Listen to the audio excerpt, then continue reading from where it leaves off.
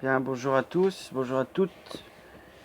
C'est donc, j'ai décidé de faire une série de vidéos sur quelque chose qui me tient à cœur après tant d'années de méditation et de recherche. C'est donc de faire une série en 22 chapitres de l'Apocalypse. Comme il y a 22 chapitres en rapport aux 22 arcanes que j'ai déjà essayé de présenter d'une certaine manière, en rapport aussi avec les 22 lettres de l'alphabet primordial, qu'ils soient Watan, Atlante ou bien pictographiques et hébraïques. Les 22 lettres également en rapport avec les 22 polygones du cercle, comme expliqué par P.V. Piop dans sa clé universelle. Et pour ceux qui ne le sauraient pas, donc les 22 lettres sont en rapport avec les trois éléments qui sont l'air, l'eau et le feu, ainsi que les 7 astres et les 12 signes. Et donc, ce qui est important, c'est de comprendre le rapport qu'il y a bibliquement entre la Bible et les allégories et le cycle solaire annuel et même le cycle cosmogonique, c'est-à-dire de la création à la conservation et à sa dissolution transformative et régénératrice, c'est-à-dire le cycle perpétuel de la vie. Et donc ce cycle est décrit dans les allégories des paraboles de Jésus ainsi que dans les résultats symboliques, hermétiques et numérosophiques. Et c'est ce que je vais tenter un peu d'approfondir et de présenter avec cette première vidéo. Et donc nous savons également, avant de commencer cela, que j'avais fait une vidéo sur le corona et son rapport numérologique. Nous avons trouvé que 66 était le résultat et que le mot mort, par exemple, avait le même résultat, c'est-à-dire 66.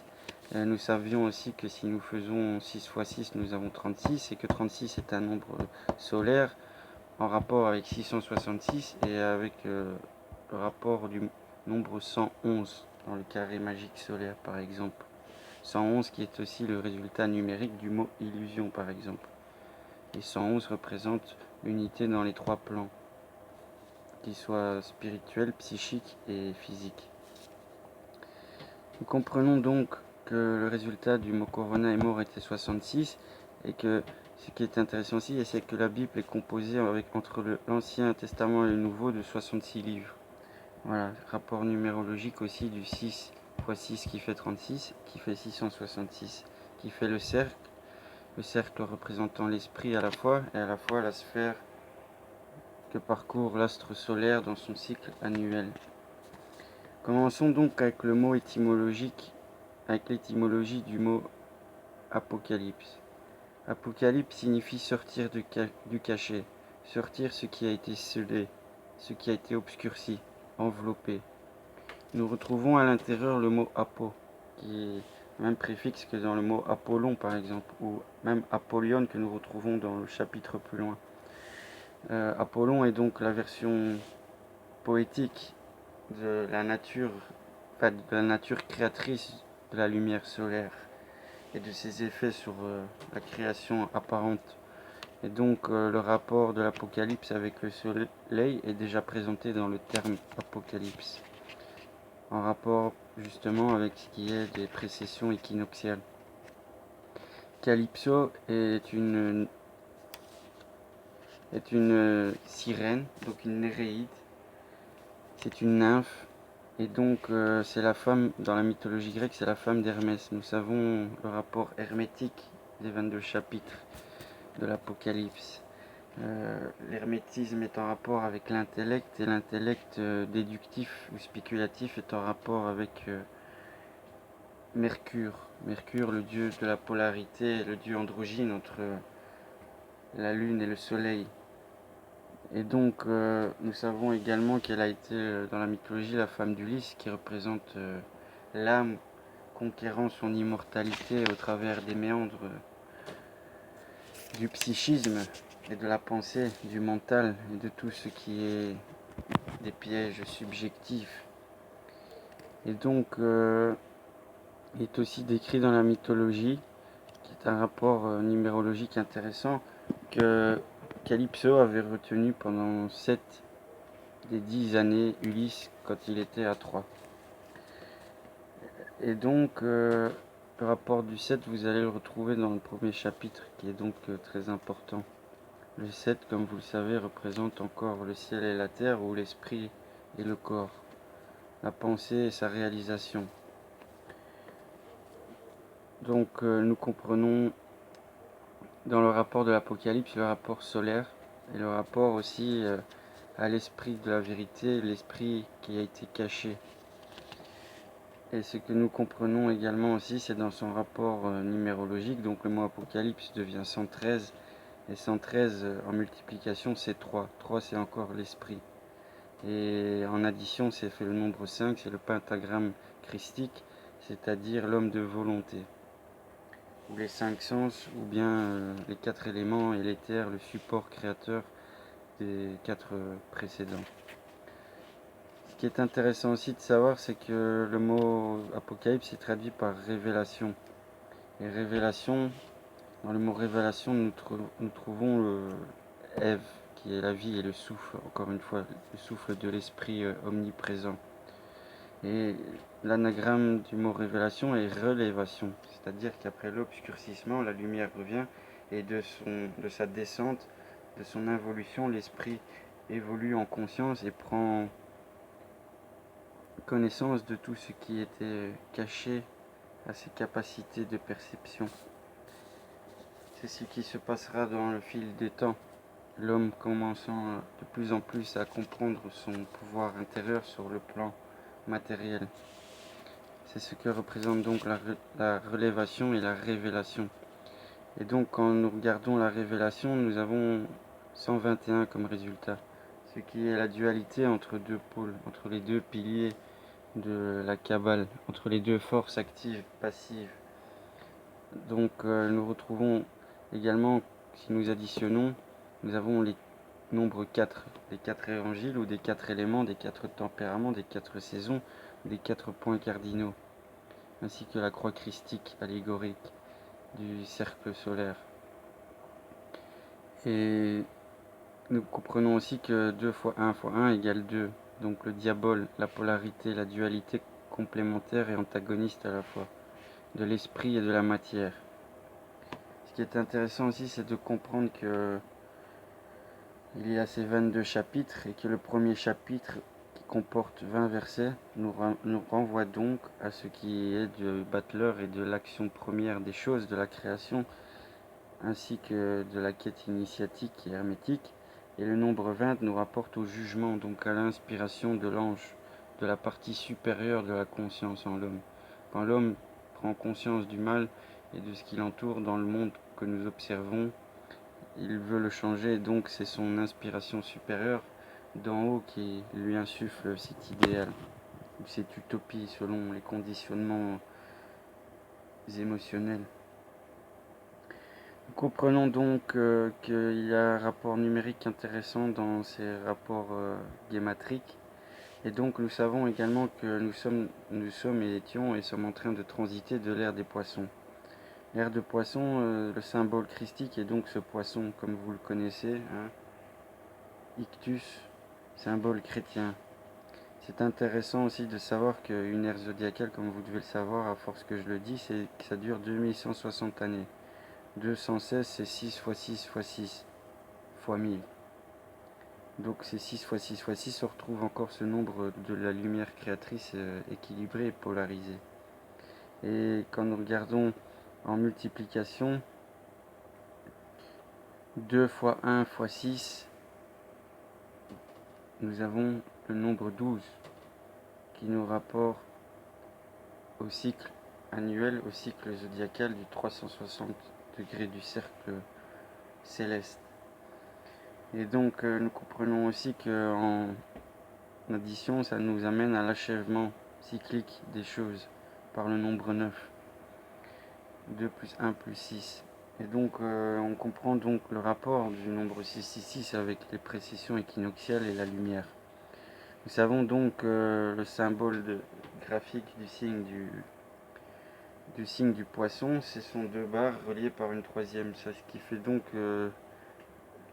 la force active et passive équilibrée par un terme moyen. Et le Christ est donc la voie christique, la voie du milieu, la voie de l'équilibre, la voie du cœur, comme nous disons en initiation.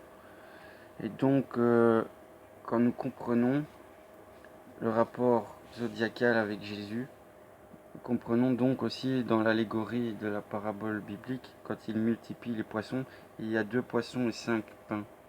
Ce qui est intéressant, car 2 poissons, ça se retrouve de nouveau sur l'idéogramme, l'iconographe, sur le symbole du signe zodiacal du poisson. Donc nous retrouvons bien ces 2 poissons en rapport avec cette image, et les 5 pains en rapport avec le nombre de l'homme, car l'homme est le nombre 5, et 5 fois 2 nous donne 10, le nombre cosmique et universel, c'est-à-dire le lingam et le yoni, ou l'actif et le passif, le phallus et le stéis. Et nous comprenons également que 10 nous rapporte à la Kabbale et au Séphiroth, ou à Apollon et ses 9 muses par exemple. Et nous comprenons aussi, ou nos 10 doigts, si vous voulez. Et comme nous comprenons aussi, c'est que la multiplication des poissons a donné 153 poissons. Et c'est intéressant, car 153, si nous ajoutons la valeur numérique de Jésus-Christ qui est 151, nous avons 304. Et 304 égale l'esprit dans la matière, 3 et 4. Et égale 12, le cercle zodiacal encore une fois. Et le 12e signe du zodiaque est le poisson.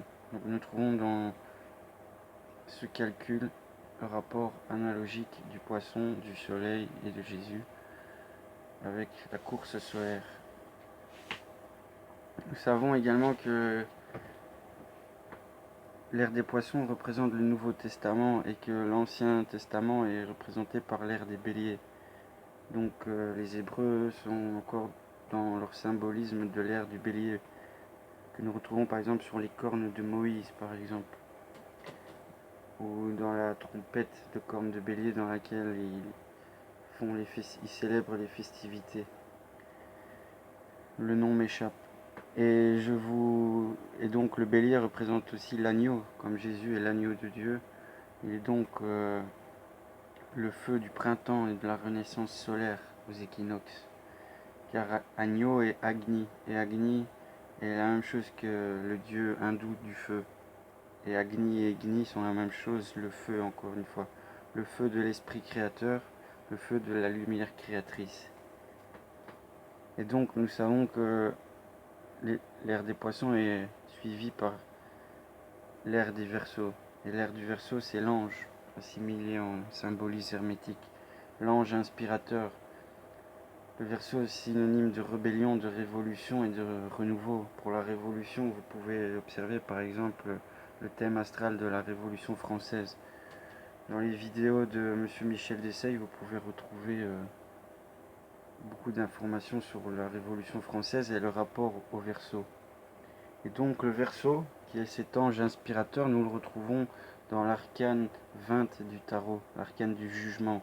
Et comme je l'ai dit, le premier chapitre de l'Apocalypse, c'est le battleur et il y a 20 versets. Donc ça nous ramène à l'ange inspirateur du jugement. Donc à l'esprit supérieur et à la surconscience en l'homme. Et le porteur d'eau, c'est Ganymède dans la mythologie, Aquarius.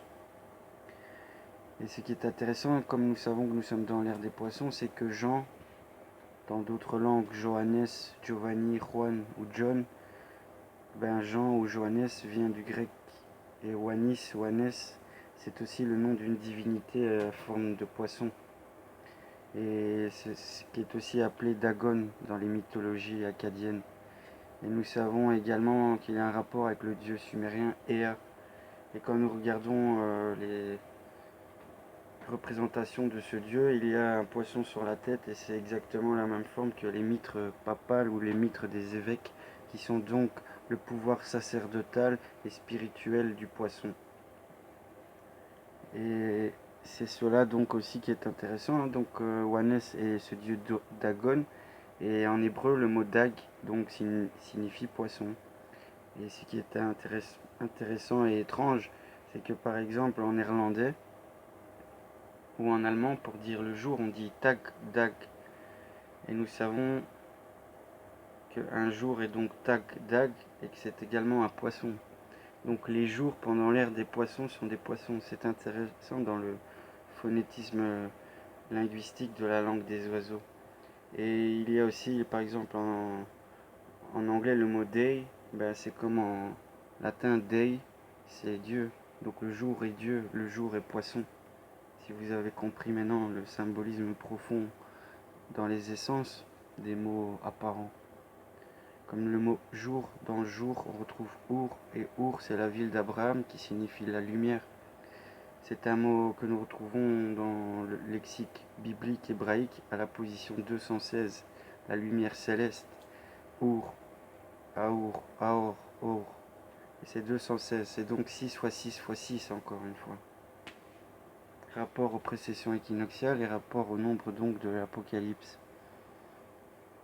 Il est dit que l'homme qui a de l'intelligence peut le calculer car c'est un nombre d'hommes, donc c'est permis à tout le monde de comprendre cela. Il suffit de, comme ils ont dit, calculer.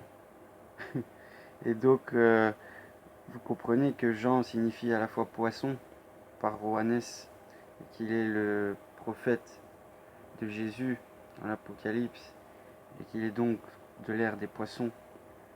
Et donc Jean comporte 4 lettres. 4 lettres, c'est les 4 évangiles, c'est les 4 points cardinaux, c'est les 4 éléments, encore une fois, les 4 saisons, les 4 tempéraments et tout ce qui comporte, comme le tétragramme, une division quaternaire. Ou bien l'esprit, l'âme et le corps formant l'homme, quatrième principe. Une unité. Car 1 égale 4 et 4 égale 1.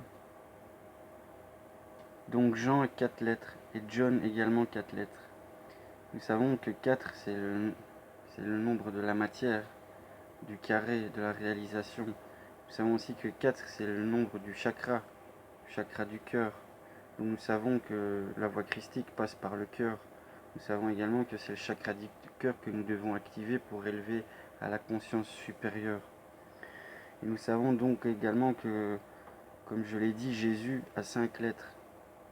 Et Christ également 5 lettres, si nous faisons K-R-I-S-T, car nous avons le même résultat numérologique. Donc Jésus, c'est 74. Et Jésus a 5 lettres. 5 lettres, c'est le pentagramme de l'homme, la volonté. Le Christ, lui, fait 77. Et 77, c'est 14 et c'est encore une fois 5. Et nous avons de nouveau le pentagramme de l'homme.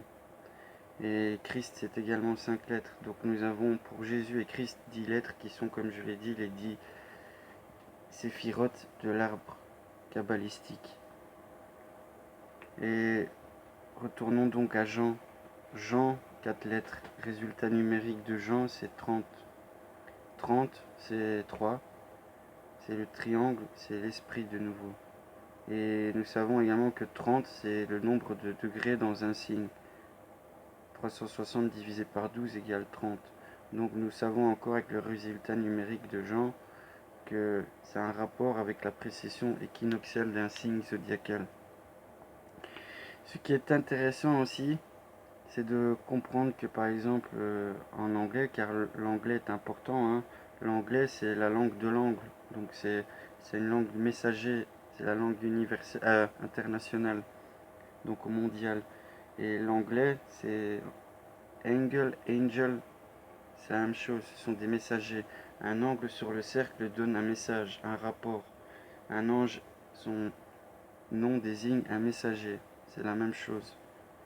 Les anges, il y en a 72 dans la Kabbale. 72 positives et 72 négatives. Et il y a donc aussi 72 angles sur le cercle de 360 degrés. 72 fois 5, le nombre de l'homme, égale à 360 pour le cercle.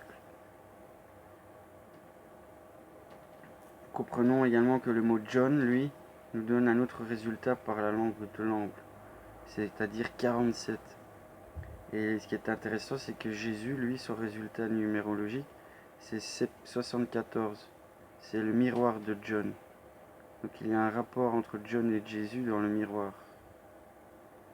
Et nous comprenons avec 47 et 74, et 74 qu'il y a le même multiplicatif. C'est-à-dire 4 fois 7, c'est 28. C'est un rapport lunaire avec les cycles lunaires. 2 et 8 nous font 10, qui est l'arcane des cycles zodiacaux, et qui nous ramène à 1, qui est à dire l'action. Donc cela nous parle d'événements célestes en activité. 74, donc, c'est le résultat de Jésus. Mais Lucifer, comme je l'ai déjà dit, a le même résultat. Et nous savons que Lucifer, c'est aussi un aspect de Vénus, car son nom latin c'est Luxofero. Et en grec c'est Phosphoros, porteur de lumière. Le mot tarot aussi a le même résultat, 74. Nous savons que le tarot nous parle de cycle annuel. Donc nous savons que c'est un rapport zodiacal. Et donc comme je le dis, c'est que Jésus qui fait 5 lettres et Christ qui fait 5 lettres nous donne 10, l'arbre séphirotique. Mais Jésus qui nous donne 74 nous ramène à 11, qui nous amène à 2. Et 11, c'est également un nombre initiatique important, car c'est la polarité du diable, et c'est aussi le premier degré sur la compréhension des voiles psychiques et spirituels. Et ce qui est intéressant aussi, c'est donc de comprendre que le résultat numérique de 74 et 77 pour le Christ nous donne 151. Et 151, c'est 5 fois 1 fois 1, ça nous donne encore 5, le nombre de l'homme, de sa volonté. Et si nous additionnons 1 plus 5 plus 1, nous avons 7 qui nous donne de nouveau l'esprit dans la matière, ou la pensée réalisée. Quand nous calculons 77 et 74 comme 7 plus 4 plus 7 plus 7, nous avons 25 qui nous ramène au solstice et aux équinoxes. Et 2 plus 5 est de nouveau 7, l'esprit dans la matière ou la pensée concrétisée, la pensée effective. Si nous faisons multiplication, 7 fois 4 fois 7 fois 7, nous arrivons à 1372 ou 1372. C'est-à-dire l'unité, l'esprit dans la matière et la polarité, le diable. Et 1 plus 3 plus 7 plus 2 nous ramène à 13, qui est donc la mort ou l'arcane sans nom, et qui est donc le soleil ou Jésus, avec ses 12 signes, ses 12 apôtres, ses 12 heures du jour ou de la nuit. Et 13 et 4, de nouveau un rapport avec la réalisation élémentaire. Ce qui est intéressant donc, c'est de comprendre ce rapport numérologique qui est caché derrière les mots en les rapprochant. Comme nous savons donc que Jésus c'est 5 lettres, Christ c'est 5 lettres, que son symbole en langue hébraïque c'est également 5 lettres pour Yod et Shin Vav et le résultat numérique est 326. Et 326, c'est 3 plus 2 plus 6, ça nous donne 11, comme dans Jésus, un rapport à la polarité du diable, de l'esprit et la matière.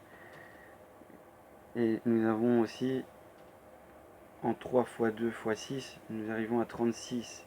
Donc avec Yeshua, nous tombons de nouveau sur du 36 et du 666, qui est donc le soleil de nouveau. Rappelez-vous, le carré magique du soleil, c'est 666 par ligne 111, et que le mot 111 est le nombre de l'illusion. Pour vous confirmer aussi que tout ça a des rapports, c'est que dans la Bible, il y a 365 nombres d'employés. Et 365, c'est le nombre de jours dans une année. Donc déjà, par l'utilisation des nombres dans la Bible, nous savons qu'il y a un rapport avec les cycles luno-solaires et zodiacaux. Donc nous disions Jean 4 lettres, vous savez ce que ça représente. Jésus 5 lettres, vous savez ce que ça représente. Jésus et Christ, Ça nous donne donc 151. 151, ce qui est intéressant encore une fois, c'est que c'est le 36e nombre premier. Et donc ça nous ramène de nouveau à 666, cercle, soleil, lumière électromagnétique polarisée et création, destruction en équilibre. Voilà, c'est ce que ça nous représente. Nous savons que le nombre 7 dans le premier chapitre sera cité 11 fois. Et 11 fois, ça fait 7 fois 11, ça fait 77. 77, c'est le résultat numérique du Christ. C'est de nouveau 14. 14 qui est l'ange de la tempérance ou la surconscience équilibrante entre l'homme dans son extérieur et son intérieur. C'est également de nouveau le nombre 5 qui est le nombre christique, qui est le nombre de l'homme volitif réalisé dans la quintessence. Comprenons donc tout cela. Et nous savons également que 77 nous ramène à 49. Et 49, c'est le rapport avec Vénus et avec les 49 plans de la Kabbale. Et plans du mental, de la pensée et ses régions dans l'inconscient. Et donc 49, ça nous rapporte de nouveau à 13, nombre solaire, du soleil et ses 12 apôtres. Et nous ramène de nouveau à 4, qui est donc la croix de Jésus ou la croix des points cardinaux.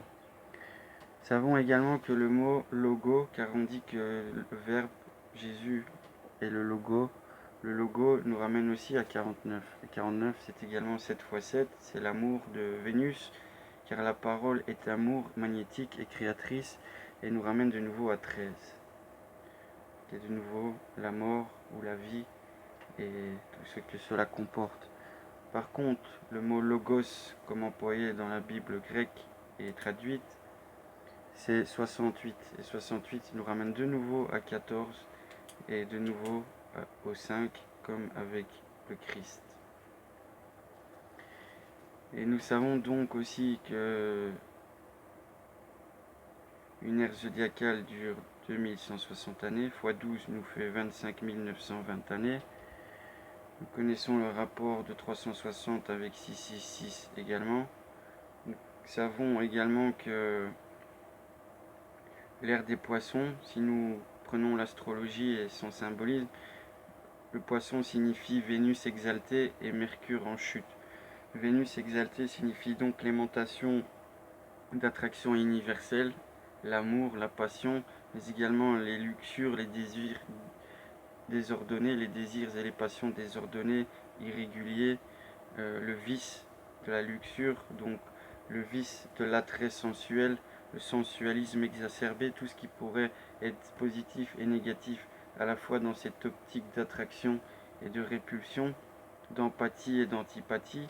Et nous pouvons comprendre également le rapport avec Mercure détrimentaire, c'est-à-dire Mercure, l'intelligence, le raisonnement qui est froid, analytique, matérialiste et donc carré, rationnel, et qui est aussi symbole à la fois de polarité mais de diabole, et aussi à la fois de vol, de roublardise et de mensonge, car il a deux aspects Mercure, à la fois bon avec les bons et mauvais avec les mauvais. Donc il y a deux tendances à comprendre dans l'actualité psychique de ces terres. Et donc nous savons également que par exemple un fait intéressant en langue d'oiseau, c'est par exemple en anglais le mot sun and sun, donc le soleil et le fils ont le même rapport, donc Jésus est le fils et il est à la fois le soleil également, il est le verbe, et nous savons que son, fils en anglais, le son c'est le verbe, c'est le sound en anglais. Donc le fils, le verbe, le son et le soleil sont reliés tous les quatre par les vocables interlinguistiques, ce qui est intéressant, car on dit qu'il est le verbe, la vie, le logos, la parole, et il est le soleil physique et la parole du soleil spirituel et invisible. Nous pouvons nous appeler le soleil noir, si vous voulez, ou le soleil derrière le soleil des soleils plutôt, excusez-moi. Et nous savons également que le poisson c'est février-mars, et que février signifie donc fébrua, c'est la purification. Donc nous savons le rapport avec le baptême de l'eau dans le christianisme en rapport avec la purification annuelle du mois de février avant la renaissance solaire de la nature et des germinations. Et donc nous savons donc que février c'est aussi en rapport avec le janvier, février sont en rapport avec le Verseau qui est aussi cet ange purificateur qui suivra, qui est censé devancer le Christ mais qui le suit après aussi dans son inspiration, dans ce que cela représente symboliquement pour l'homme et son devenir, dans son évolution psychique et de perception et ses pouvoirs de compréhension. Et nous savons également que donc le soleil passe par Janus aussi, ce Janus qui est encore une fois Jean, et qui est donc le rapport des deux solstices, des deux Saint Jean, Saint Jean d'été, Saint Jean d'hiver, Saint Jean Baptiste, Saint Jean l'évangéliste. Nous connaissons le rapport hermétique avec la franc-maçonnerie, avec ces fêtes-là. Nous savons également donc le rapport initiatique qui se cache maçonniquement ou hermétiquement, kabbalistiquement dans l'Apocalypse. Donc en rapport avec Janus et le Verseau et la purification des eaux pour le soleil qui renaît. Toutes ces allégories bibliques des paraboles. Nous comprenons également aussi, comme je l'ai dit, que les précessions c'est 1 degré tous les 72 ans. Et nous savons que le mot soleil en numérique fait 72, ce qui est intéressant. Et 72, si nous faisons 7 fois 2, nous avons encore une fois 14, l'ange de l'équilibre comme dans Christ. Et nous avons également, ou dans le Logos, et nous avons également le résultat 5 comme l'homme christique ou de volonté, le pentagramme, comme dans le Christ et comme dans le Logos également. Donc soleil, Logos et Christ sont reliés par les résultats numériques, ainsi que Jésus. Et nous comprenons donc que 72, c'est donc 1 degré tous les 72 ans, mais c'est également le nombre de rayons de Ra, donc les 72 rayons de Ra, 72 anges positifs, 72 anges négatifs de la Kabbale qui font donc 144. Nombre que nous retrouverons dans un autre chapitre sur les 144 000 sauvés, 12 x 12, les 12 signes x 12 000, ou les 12 tribus, les 12 portes de la Jérusalem céleste. Nous reviendrons sur les symboliques de ces nombres ultérieurement, et nous comprenons donc le rapport solaire, christique, et de la lumière et du son créateur électromagnétique avec les nombres 72 et 216 et 5 et 14. Que vous comprenez donc que derrière l'Apocalypse se cache une numérologie, une numérosophie qui éclaire pas mal de points d'ombre sur les perceptions symboliques.